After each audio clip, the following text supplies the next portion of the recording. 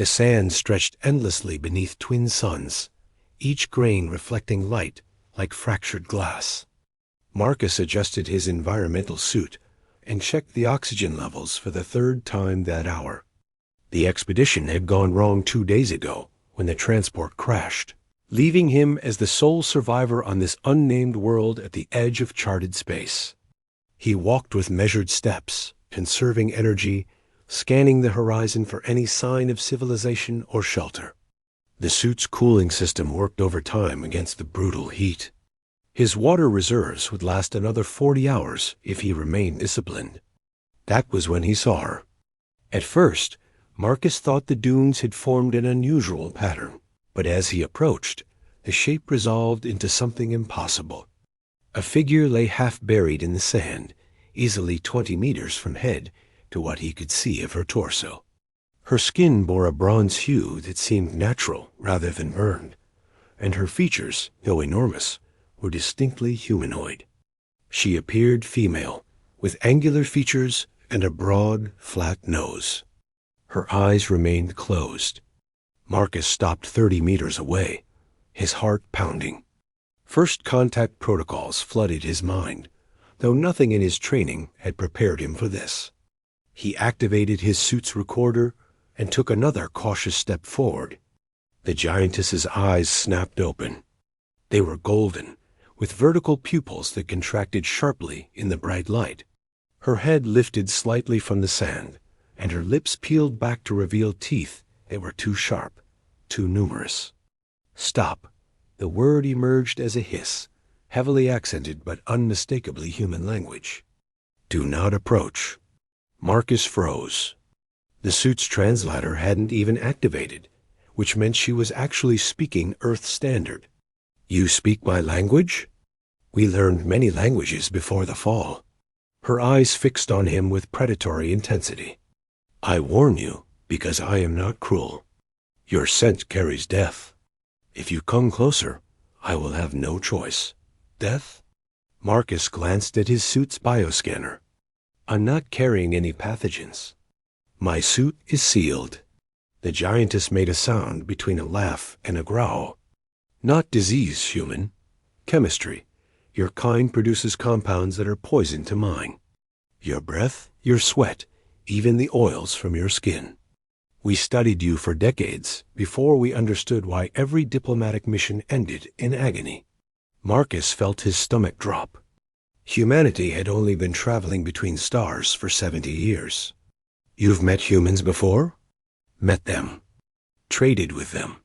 Died from them. She shifted slightly, and sand cascaded down her shoulders.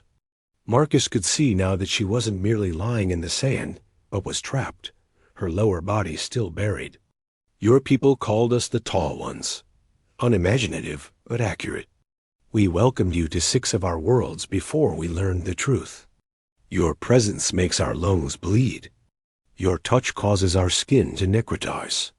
One of your exploration teams landed on our homeworld, and within a month, 3 cities had been evacuated. I never heard about this. Marcus accessed his suit's historical database. Searching for any reference to the Tall Ones, nothing appeared in the official records. Your military made certain of that. The giantess's voice carried bitter weight. They decided we were too dangerous, too alien. When we demanded your species remain in quarantine zones on our worlds, your leaders called it discrimination. When we tried to enforce the boundaries, they called it an act of war. Marcus felt cold despite the desert heat. What happened? Your fleets came. Your weapons were crude, but effective. We had size and strength, but you had numbers and the advantage of biology. Every battlefield we won was actually our defeat because the air itself became toxic with your presence. Your soldiers didn't even need to fire their weapons. They just needed to exist near us. She coughed, and Marcus saw dark fluid spatter the sand near her mouth. This world was our last refuge. We thought the desert would protect us. We buried ourselves in stasis chambers, waiting for a time when we might wake to a universe free of your kind. But my chamber malfunctioned. I have been conscious for 3 cycles now, unable to move, unable to die properly.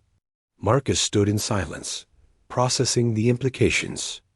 If this was true, if humanity had committed genocide against an entire species and then erased the records, everything he believed about his kind's expansion into space was built on lies. How many of you are left? He asked quietly. Here, in this facility?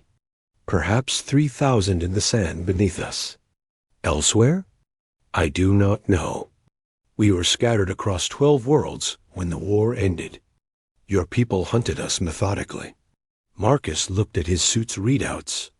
The air on this planet was breathable for humans, which meant if he opened his helmet, the compounds the Giantess described would escape into the atmosphere. He would be poisoning the air she breathed. I can leave, he said. I can walk in the other direction. My distress beacon is already broadcasting. When rescue comes, I'll tell them this world is off limits. The Giantess studied him with those unsettling golden eyes. You would die for us? Your water will not last until rescue arrives. I can smell your dehydration from here. I wouldn't be dying for you, Marcus corrected. I'd be dying because staying here means killing you. There's a difference. For a long moment, the Giantess said nothing. Then she spoke, her voice softer. 300 meters to the east, there is an outcropping of red stone. Beneath it, you will find a supply cache from the old days. The water there will be stale, but your biology can process it. The shelter will provide shade. Why tell me this? Because perhaps not all humans are the same. She paused. And because you have proven you can stand here, knowing you could take what you need from our facility, and choose not to. That is worth something. Marcus nodded slowly. What's your name? Names are difficult between our kinds. The sounds do not translate well. You may call me Keeper. I was responsible for maintaining the historical records of my people. I'm Marcus.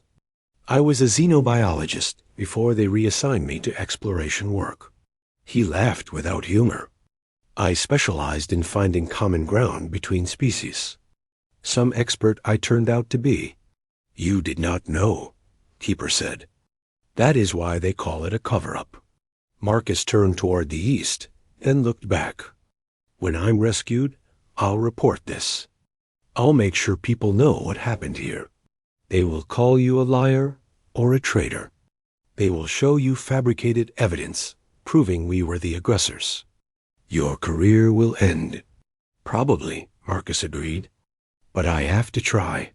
Keeper's expression shifted into something that might have been a smile. Then go, Marcus the xenobiologist. Survive. Tell whatever truth you can. It is more than we have had in a generation. Marcus walked east, following Keeper's directions. He found the cache exactly where she had described, carved into the rock and sealed with technology he didn't recognize. Inside, he found containers of water and nutrient blocks that his suit confirmed were non-toxic to human biology. For 6 days, he waited in that shelter, rationing the supplies, reviewing his recordings of the conversation with Keeper. He knew she was right about the likely response, but the truth mattered. It had to matter. When the rescue ship finally arrived, Marcus insisted on remote communication until they agreed to his conditions. The world would be marked as restricted territory. No landing parties. No investigation. His recordings would be submitted directly to the Civilian Oversight Committee rather than military channels. The rescue captain called him paranoid. The committee would later call him confused, possibly suffering from isolation trauma. The recordings were declared inadmissible as evidence due to potential contamination from his damaged suit systems. But Marcus had expected that. He had also transmitted copies to 17 independent news organizations, 3 academic institutions, and 5 civil rights groups before returning to human space. The story broke slowly and all at once. Investigations were launched. Old files were unsealed. Veterans came forward with pieces of the puzzle they had never understood during their service. Humanity didn't apologize, not officially. Governments never moved that quickly. But policies changed. Protocols were established for biochemical incompatibility screening. Resources were allocated to finding the scattered survivors of the tall ones. And somewhere in an unnamed desert beneath twin suns, a giantess named Keeper heard the vibrations of approaching ships and allowed herself to hope that the humans coming this time might be different enough to matter.